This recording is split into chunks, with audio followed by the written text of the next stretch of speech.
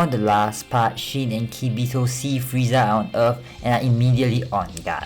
However, Goku appears and explains the situation to Shin and Kibito, telling them that Frieza had changed his ways. Afterwards, the next events occur as usual, with Popovich completely obliterating Videl and Gohan expressing his power in a fit of rage. Yamu sees this and immediately knows that Gohan is the target that Babidi wanted them to look for. And as usual, Shin binds Gohan during the match, and then Gohan ends up getting his energy absorbed by Yamu and Popovich.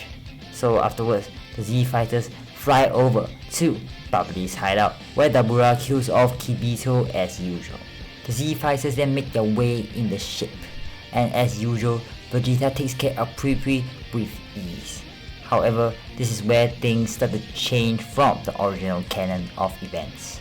Babidi injects Gohan's energy into Boo's egg, and then realizes that that energy, it was enough to revive Majin Buu, just because Goku is alive during this 7-year time skip, and therefore Gohan has been continuing his training.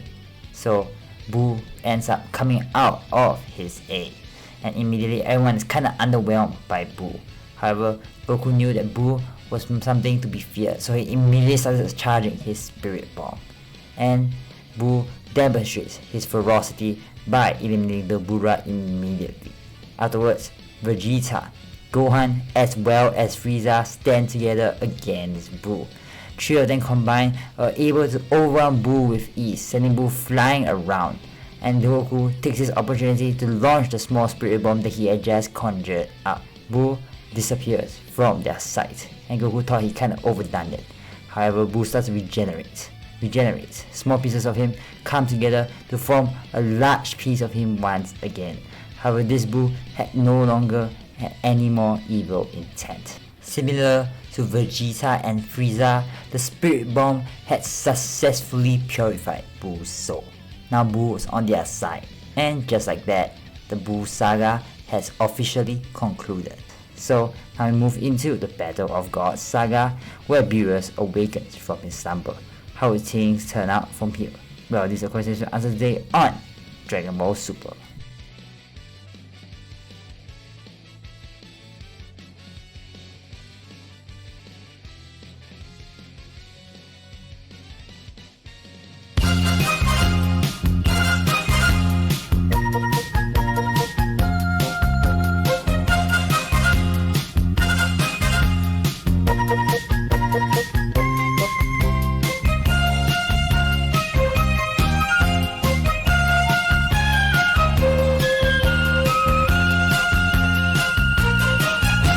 A groggy Beerus rubs his eyes.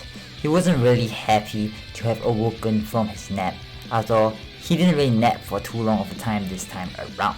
However, he had something on his agenda. This was none other than the Super Saiyan God. He was looking for one.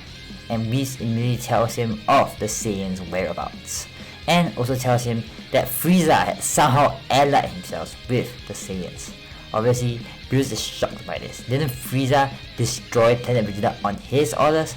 Whis mentions that Frieza had also changed his ways, and Beerus is even more dumbfounded. Okay, this was something interesting that needed to be explored right away. So he tells Whis to bring him over to Earth, where the Z fighters were located, and this is what they do. As usual, Bulma has her birthday party during this period of time, and then Beerus and Whis arrive on the scene. The difference is there's no conflict between Beerus and Majin Buu here, because Majin Buu has his soul purified, so he's willing to just let Beerus have the pudding. However, now Beerus challenges them to a fight, and immediately the three strongest fighters there, Goku, Vegeta as well as Frieza, show off their full power, with Goku and Frieza going Super Saiyan 3 and Frieza just staying in his final form. However, all three of them were completely obliterated by Beerus. And even though Beerus acknowledges that Frieza has grown much stronger the last time that he saw him, he still wasn't really impressed with any of their power. So Beerus tells them to bring out the Super Saiyan God. So as usual, the Saiyan God ritual is performed on Goku, causing Goku to awaken to Super Saiyan God. However, just like usual, Beerus still defeats Goku eventually. Though he's still pretty impressed by Goku's power. Goku was indeed powerful. and Beerus immediately threatens them, telling them that they were going to start training with Whis immediately. Beerus wanted a rival, wanted a sparring partner, and Goku and Vegeta could fill in those gaps. Obviously, Frieza was also invited to train on his planet, however Frieza declines the offer. Honestly, Frieza thought that Beerus was a self-entitled and selfish brat, and had to agree with Frieza on this one.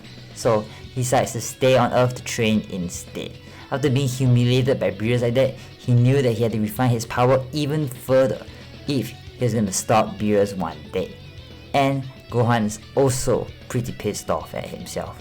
He's been slacking off these past 5 years, and now the difference in power between him and Goku, Vegeta and Frieza was very evident.